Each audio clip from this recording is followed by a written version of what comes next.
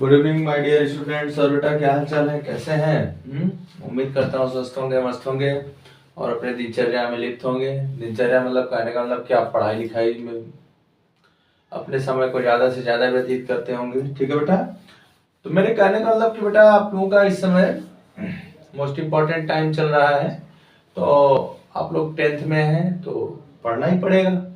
और बेटा जानते हो ना कि जो समय होता है वो दोबारा कभी वापस नहीं होता है, जैसा कि हमारे पूर्वजों ने कहा। ठीक है। हाँ, तो समय वापस सही में नहीं होता है अगर कोई समय का उपयोग अच्छे से नहीं किया बेटा। ठीक है ना। तो समय उसकी, ठीक है ना, समय को अगर आप समय से यूज नहीं किए तो समय आपको बर्बाद कर सकता है। समझ रहे हो नहीं? तो मेरा कॉन्सेप्ट ये है कि अगर आप बोर्ड के स्टूडेंट हैं बेटा, क्लास 10th के स्टूडेंट हैं, तो अपने टाइम को एकदम अच्छे से रेगुलरिटी बना करके पढ़ें। समझ रहे हो ना? और कोई डाउट हो तो आप लोग प्लीज़ कमेंट करके मुझसे कुछ सहयोग जो भी हो सकता है ले सकते हैं। बेटा मैं बार बार बोलता हूँ कि मेरा कभी कोई क्वेश्चन रॉन्ग भी हो सकता है, तो होगा भी तो मुझे कोई बच्चे बता ही नहीं रहे हैं कि रॉन्ग है कि राइट है। तो बेटा प्लीज़ बताया करो, ठीक है ना? हाँ, तो please like and subscribe my YouTube channel Vijendra mathematics point 1996। बेटा इसको लाइक करें, सब्सक्राइब करें और अधिक से अधिक शेयर करें। समझ रहे हो ना? इस समय हम लोग क्या पढ़ रहे हैं बेटा? Objective question. किस चैप्टर का? Pair of linear equation in two variable. ठीक है ना? आइए। तो बेटा मैं ये कह रहा हूँ कि जैसे वीडियो लंबा है चौड़ा है, इससे हमसे कोई मतलब नहीं है। समझ रहे हो ना? मेरा टारगेट क्या है कि आपको हर टाइप का क्वेश्चन समझ में आना चाहिए। जैसे कोऑर्डिनेट ज्योमेट्री है आपका, तो कोऑर्डिनेट ज्योमेट्री थोड़ा सा लॉन्ग है तो उसके कई पार्ट बनेंगे। ऑब्जेक्टिव के मैं बात कर रहा हूँ, तो इसमें घबराना नहीं, सब कुछ हो जाएगा। आइए question number 1। So please like and subscribe my YouTube channel Vijendra mathematics point 1996। बेटा इसको लाइक करें, सब्सक्राइब करें। A fraction becomes 4 when 1 is added to both the numerator and denominator,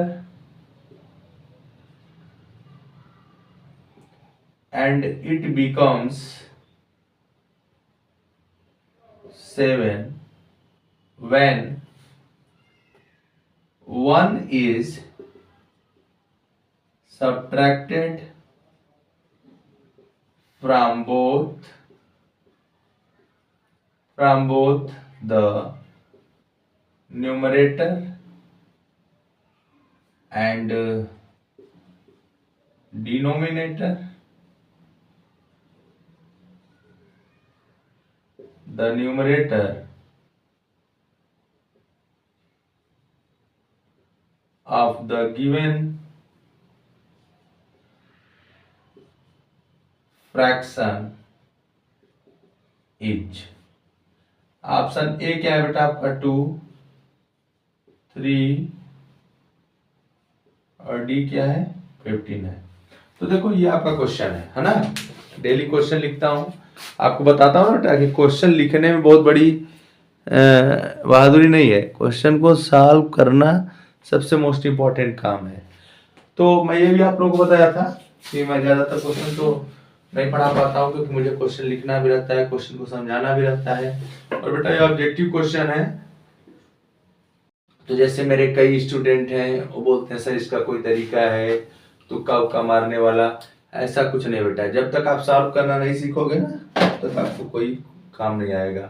तो आइए हम लोग चलते हैं। तो बेटा यहाँ पे दिया है कि एक फ्रैक्शन है, ए fraction becomes 4 when 1 is added to both the numerator and denominator, and it becomes 7 when 1 is subtracted from both the numerator and denominator.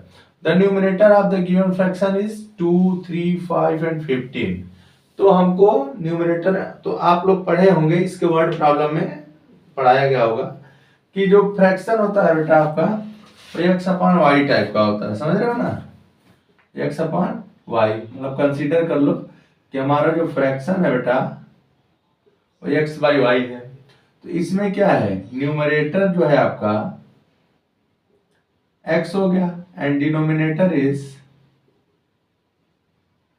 y हो गया। ओके बेटा, अब आइए according to the condition. Condition क्या है बेटा, a fraction becomes 4 when 1 is added to both the numerator and denominator. अगर इस फ्रैक्शन के न्यूमरेटर और डिनोमिनेटर दोनों में 1 को ऐड किया जाता है, समझ रहे हो कि नहीं बात को, तो इसका जो है बेटा कितना हो जाएगा, 4 आ जाएगा। तो x plus 1 upon y plus 1, ये आ गया बेटा आपका 4। अब इसको सॉल्व कर लिया जाए, क्या हो जाएगा, 4 से multiply x plus 1 equal to 4 y plus 1। तो यहाँ पे बेटा हो जाएगा x plus 1 equal to 4 y plus 4। इसे क्या लिख सकते हो, x minus 4y equal to 4 minus 1। So x minus 4y is equal to 3. This is a 1. Okay, and the second thing is this, क्या है बेटा, and it becomes 7 when 1 is subtracted from both the numerator and denominator। अगर इसके numerator और denominator में से 1 को subtract किया जा रहा है तो फ्रैक्शन क्या हो जाएगा आपका, 7 हो जा रहा है। Means x minus 1 upon y minus 1 is equal to 7। Multiply कर लो बेटा, x minus 1 is equal to 7 y minus 1। So x minus 1 is equal to 7y minus 7. So x minus 7y is equal to minus 7 plus 1. x minus 7y is equal to minus 6। ठीक है बेटा, बहुत ही simple है, आप tension ना लो।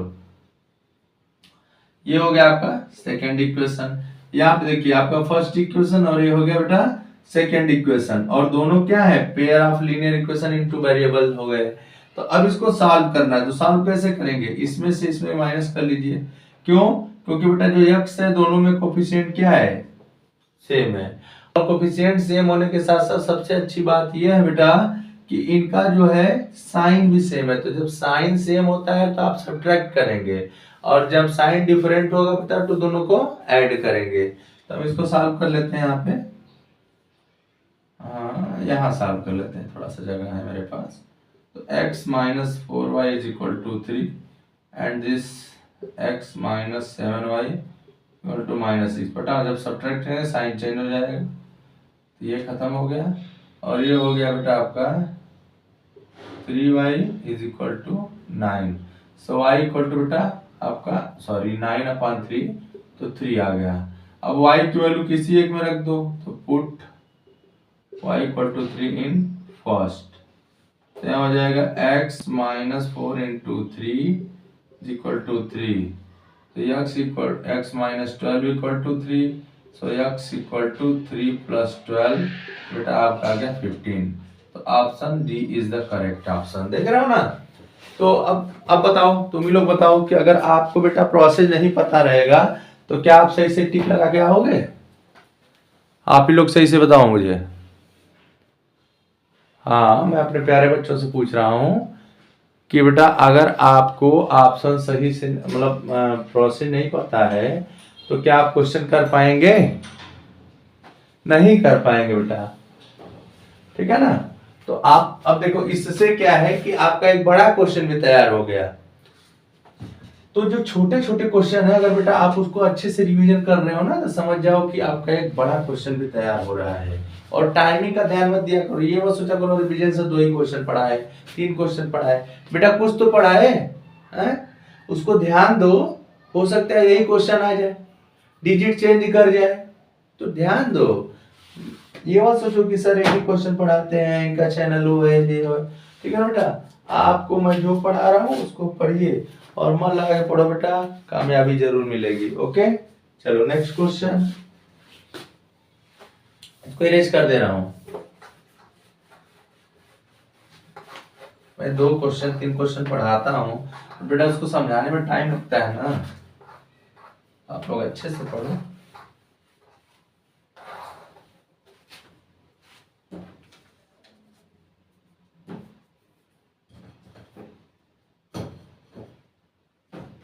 अब देखो यहाँ पे आ जाओ।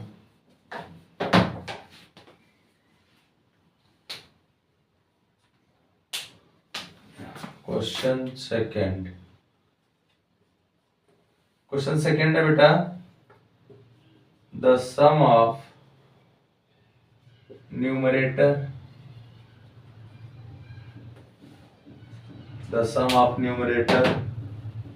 And denominator of a proper fraction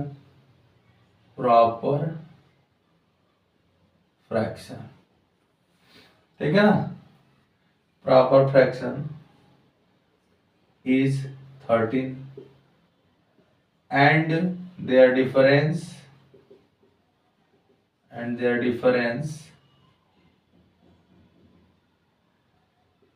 is 3. Find the fraction. ठीक है बेटा, ऑप्शन ए क्या है 5/8, ऑप्शन बी क्या है 7/5, 3/5 एंड डी क्या है 4/7। तो देखो सबसे पहली बात है बेटा कि प्रॉपर फ्रैक्शन होता क्या है? मेरे से कोई भी मिस्टेक हो बेटा तो उसके लिए सॉरी, और आप लोग प्लीज कमेंट करके बताइए कि सर आपका ये मिस्टेक है वो मिस्टेक है ना। हाँ, आप लोगों को एकदम नहीं डरना है। चलो आ जाओ।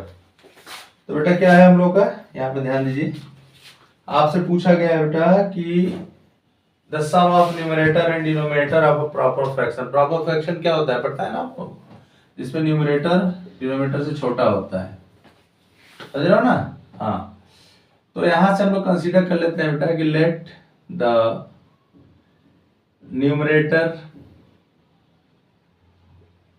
Numerator be y and denominator be x, मतलब डिनोमिनेटर x है और ये y है।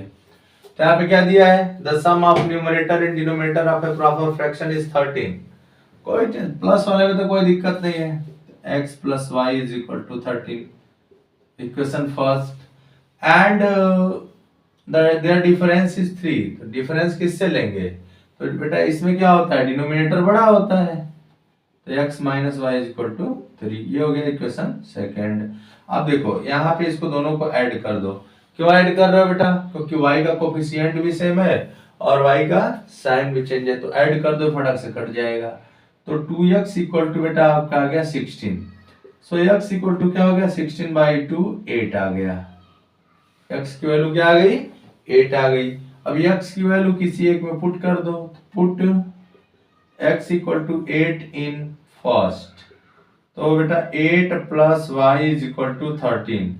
सो y इज इक्वल टू क्या हो जाएगा आपका 13 माइनस 8 इक्वल टू 5। तो फ्रैक्शन क्या हो गया मेरे प्यारे बच्चों, फ्रैक्शन क्या हो गया y/x के फॉर्म में है ना जी। देखो न्यूमरेटर अपॉन डिनोमिनेटर, तो y की वैल्यू कितनी है 5, 8, मतलब ऑप्शन कौन सा करेक्ट है, option A is the correct option. देख रहे हो ना कितने अच्छे अच्छे क्वेश्चन हैं, क्वेश्चन बहुत ही अच्छे अच्छे हैं, ठीक है, बस आपको करने आना चाहिए। अगर बेटा कोई बच्चा है अगर उसकी तैयारी बहुत अच्छे तरीके से है तो क्वेश्चन को पूरा अच्छे तरीके से करके हट जाएगा और अच्छा नंबर पाएगा। तो मेरे प्यारे बच्चों आप लोग भी अच्छे हैं, सब मेरे प्यारे बच्चे अच्छे हैं, ठीक है प्यारे बच्चों। आइए अब नेक्स्ट क्वेश्चन की तरफ मूव करते हैं। तो क्वेश्चन देख रहे हो ना कितने अच्छे अच्छे हैं, टाइम टेकन है। अब किसी को नहीं पता है, वो जान रहा है कि अच्छा आपका फ्रैक्शन का मतलब जो है कि न्यूमरेटर छोटा होता है डिनोमिनेटर बड़ा होता है, तो वो कहेगा अच्छा ये वाला हो सकता है, ये वाला भी हो सकता है, ये वाला भी हो सकता है। नहीं समझ में आएगा किसी पे टिक मार के चला गया, एक नंबर साफ हो गया उसका। है तो ऐसा मत करना आप लोग, आप लोगों को ऐसा करना ही नहीं है। चलिए next question,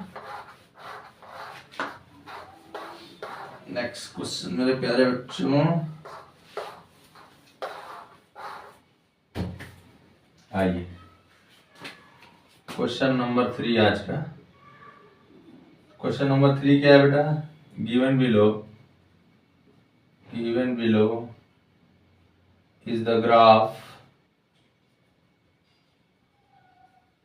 given below is the graph representing representing two linear equations by lines AB and CD representing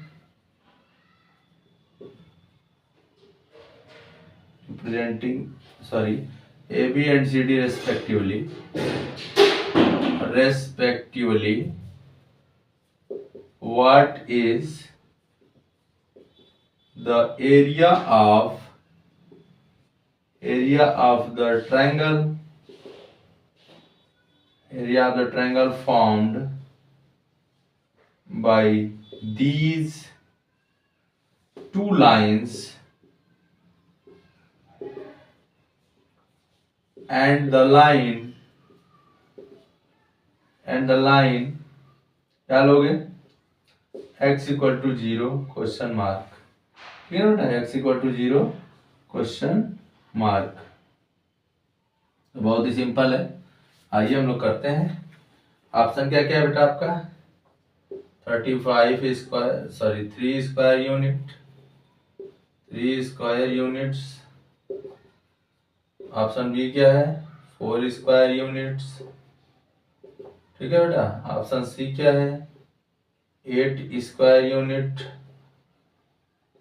और ऑप्शन डी क्या है 6 स्क्वायर यूनिट। चलिए फिगर बना लो। तो फिगर इसका दिया गया है आपको,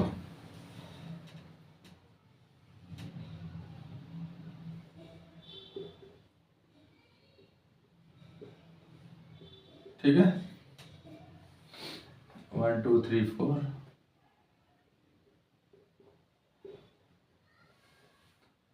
4 यहाँ पर हो गया -1 -2, यहाँ पे हो जाएगा बेटा -3 डैश 2 3 4, ठीक है। तो देखो 4 से आपका 4 तक जाएगा ऐसे, ये हो गया। और एक दूसरा क्या है बेटा आपका CD, यह कहाँ से जा रहा है आपका 1 से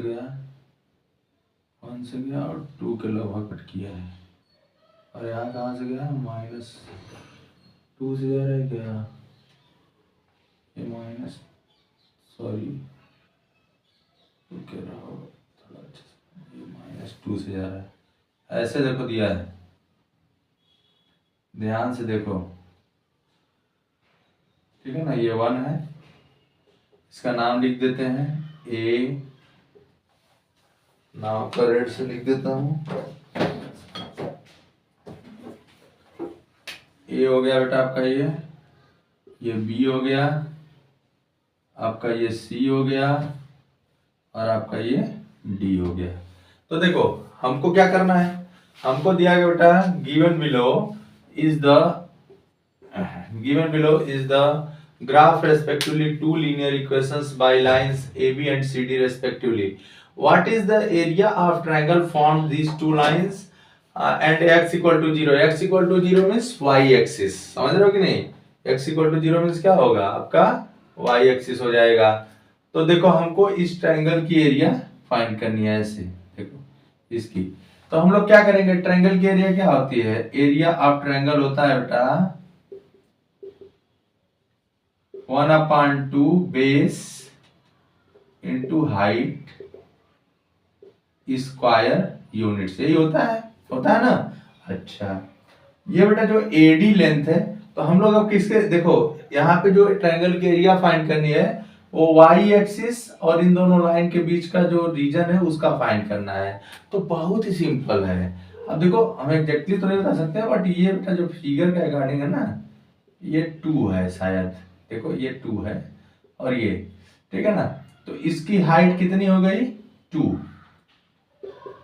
तो 1/2 बेस क्या है बेटा, बेस आपका हो जाएगा 0 to 4 और ये माइनस, तो लेंथ कभी माइनस नहीं होती है ना, वो इंडिकेट कर रहा है कि अबव साइड में है कि बिलो साइड में है। तो हम लोग क्या लेंगे 4 + 2 + 6 × 2, तो 2 से 2 खत्म हो गया, 6 स्क्वायर यूनिट इसका आंसर आएगा। ये option D is the correct. हाँ देख लो, 1/2 बेस 2 हाइट होता है, तो बेस क्या है, बेस आपका ये टोटल हो गया। हाँ, और हाइट बेटा यही है, तो हाइट कैसे पता करोगे, ये सीधे यहाँ चले आओ, काम हो गया। देख लो। हाँ यहाँ पे फिगर थोड़ा मेरा सही नहीं है, मैं कह रहा हूँ, बट पेपर में आपका फिगर एकदम एग्जैक्ट रहेगा, क्योंकि पेपर में फिगर गलत नहीं देगा ना। चलो ये देख लो, आपका क्वेश्चन कंप्लीट हो गया। अब हम लोग नेक्स्ट क्वेश्चन की तरफ मूव करते हैं बेटा, समझ रहे हो ना। नेक्स्ट क्वेश्चन क्या होगा, धीरे धीरे सब क्वेश्चन किया जाएगा। कल आपको 6 क्वेश्चन, आज हो गया 5 क्वेश्चन, 11 क्वेश्चन, और एक दिन का करवाया था 9 क्वेश्चन, तो एक चैप्टर से 20 क्वेश्चन बहुत है। इसका अगर आप रिवीजन कर ले रहे हैं तो आपका क्वेश्चन इसमें से आ जाएगा आपका। तो देखो आपका the area of the triangle, the area of the triangle formed by the line x by a plus y by b is equal to 1 with the coordinate axis is, क्या है, ए बी है, 1/2 AB है, 1/4 AB है, और 2AB है ना बेटा, ये आपका दिया गया है।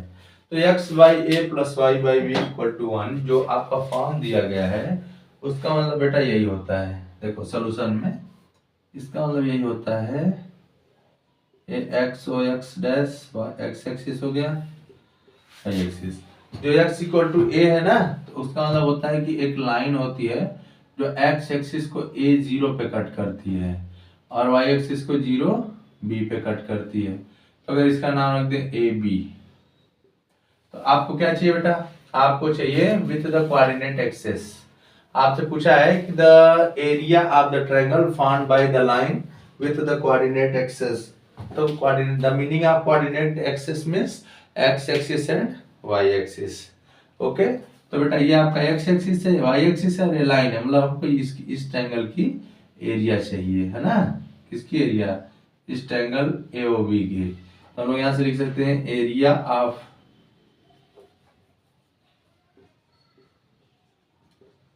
Triangle AOB is equal to, क्या हो जाएगा बताओ, एरिया ऑफ ट्रायंगल AOB क्या हो जाएगा, तो एरिया ऑफ ट्रायंगल AOB बेटा आपका हो जाएगा, देखो क्या हो जाएगा, ध्यान दो ध्यान दो ध्यान दो, ये आपका डिस्टेंस है A और ये डिस्टेंस क्या है बेटा आपका B, ठीक है। ये डिस्टेंस आपका A है और ये डिस्टेंस क्या है आपका B है, समझ रहे हो ना। ठीक है बेटा, आपका काम क्या है, यहाँ पे मैं यहाँ पे क्वेश्चन नंबर 4 लिख रहा हूँ। तो क्वेश्चन नंबर 4 क्या है बेटा, आपको पढ़ के सुना रहा हूँ आपको। A pair of equations ax plus 2i is equal to 9 and 3x plus by is equal to 18 represent parallel lines where a and b are integers. If a equal to b, 3a equal to 2b, 2a equal to 3b, ab equal to 6। Sorry एक minute, जो आपका question पिछला वाला था उसका तो मैं area ही भूल गया था, नहीं निकाला था, ओहो बाय मिस्टेक। ये बेटा आपका लाइन है ना A0 और क्या था 0b x o x dash आयु डैश, इसका नाम रख दो A B। सॉरी ये वाला क्वेश्चन नहीं है, पिछला वाला है, भूल गया था अभी। तो क्या हो जाएगा यहाँ पे बेटा आपका, देखो मैं बताया, ये डिस्टेंस कितना है A है, ये डिस्टेंस क्या है B है, और इसी की एरिया हमको फाइंड करनी है। तो वहां पे 4 ऑप्शन था, है ना, 1/2 AB, हाँ ऊपर नीचे देख लेना। तो मैं इसकी एरिया नहीं निकाला था, भूल गया था, सॉरी। तो area of triangle A O B is equal to 1/2 base, तो बेस कितना है ओ बी इंटू हाइट कितना है बेटा ओ ए, तो 1/2 ए इंटू बी, तो 1/2 ए बी, ये उसका आपका एरिया था। सॉरी पिछला वाला क्वेश्चन है बेटा, है मिस्टेक, आधा क्वेश्चन आपको समझाए थे बट एरिया निकालते समय भूल गए थे, तो बाय मिस्टेक कभी कभी हो जाता है, तो उसके लिए बेटा सॉरी, मैं बार बार कह रहा हूँ, ठीक है। और आप लोग कहोगे तो फिर से इस वीडियो को डाल देंगे, ऐसा कोई प्रॉब्लम नहीं है मुझे, ठीक है, बट समझ जाना, अभी तो ज़्यादा टाइम बीता भी नहीं था। ओके ठीक है, आ जाओ अब हम लोग फोर्थ क्वेश्चन पे आते हैं। जल्दीबाजी में हो जाता है बेटा, क्योंकि मेरा भी टारगेट रहता है ना कि कम से कम 5 क्वेश्चन तो बता दिया जाए अपने प्यारे बच्चों को। हाँ 5 क्वेश्चन तो बता दिया जाए, यही टारगेट रहता है और कोई बात नहीं। तो यहाँ पे दिया बेटा a pair of equations ax + 2y = 9 and 3x + by = 18 represent parallel lines. Okay अच्छी बात है, ax + 2y - 9 = 0 बना लो और 3x + by - 18 = 0 हो गया। अब ये दोनों पैरेलल लाइन को रिप्रेजेंट करने दें, तो पैरेलल लाइन का मतलब कंडीशन क्या होता है, a1/a2 = b1/b2 = c1/c2। अब देखो a1/a2 मीन्स a/3, 2/b, 9/, यही होगा, क्यों, क्योंकि फॉर पैरेलल लाइंस।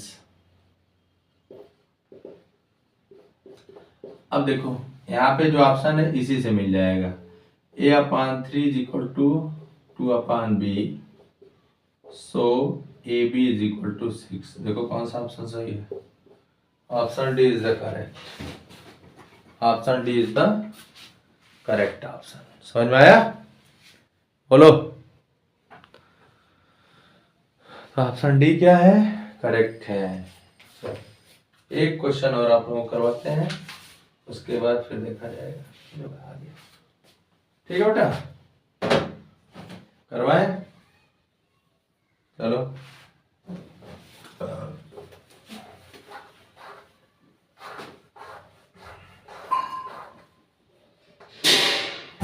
अच्छे अच्छे क्वेश्चन हैं, क्वेश्चन ये है देखो, if 2/x + 3/y = 13 and 5/x - 4/y = -2, then x + y equals, option A आपका दिया 1/6, -1/6, 5/6, -5/6, ये तो बहुत ही सिंपल है। देखो जब भी ऐसे क्वेश्चन आपके दिमाग पे आ जाए कि नहीं इसको करना है, तो बेटा आप पढ़े हो pair of linear equation in 2 variables, पहले आपके सिलेबस में था बट अब नहीं है, फिर भी मैं बता दे रहा हूँ, कभी कभी ऑब्जेक्टिव में आ जाता है तो उससे मेरे बच्चों को प्रॉब्लम ना हो। जैसे यहाँ पे दिया बेटा आपका 2/x + 3/y = 13, तो इसको क्या करते हैं, इसको आप ऐसे लिख सकते हो कि नहीं, 2 × 1/x + 3 × 1/y = 13। अब यहाँ पे 1/x और 1/y को u और v पुट कर दो, तो हो गया 2u + 3v = 13, इसे कर लो इक्वेशन फर्स्ट। सेम प्रोसेस यहाँ लगा दो, तो 5x - 4/y = -2, तो बेटा आ जाएगा 5u - 4v = -2, इसे कर लो सेकेंड। अब देखो यहाँ पे क्या करोगे, आप पहले बेटा फर्स्ट और सेकेंड को सॉल्व करोगे और क्या करोगे, u और v की वैल्यू निकालोगे, और u और v की जब वैल्यू आ जाएगी बेटा तो उसको पुट करके x और y की वैल्यू निकालोगे। क्यों, क्योंकि जो आपका इक्वेशन है ना वो x और y में है, u और v में नहीं है, ठीक है ना। तो आइए चलिए इसको सॉल्व किया जाए। तो बेटा आप एलिमिनेशन मेथड लगा दो, तो कोफिशिएंट देखो यहाँ पे इक्वल नहीं है, तो first of all coefficient equal करो, तो 1 को 5 से मल्टीप्लाई करो और 2 को 2 से, तो 5 2 जा 10u + 15v + 65, ये कर लो इक्वेशन थर्ड। इसको कर लो 10u - 8v - 4, अब देखो हो गया 4। अब देखो दोनों का साइन सेम है, माइनस कर दो, ये हो गया, तो v इक्वल टू आ गया बेटा 69/23, कट कर लोगे 3 आ गया। अब v की वैल्यू किसी में भी पुट कर दो, तो put v is equal to 3 in first, we get, क्या हो जाएगा 2u plus 3 into we means 3 13 हो जाएगा बेटा। यहाँ से 2u plus 9 is equal to 13, so 2u equal to 13 minus 9 तो 4 आ गया, सो u इक्वल टू क्या हो गया 4/2 आ गया। तो u की वैल्यू 2 आ गई और v की वैल्यू 3 आ गई। अब लेकिन जो आपका इक्वेशन है बेटा वो u और v में नहीं है, वो किस में है, x और y में है।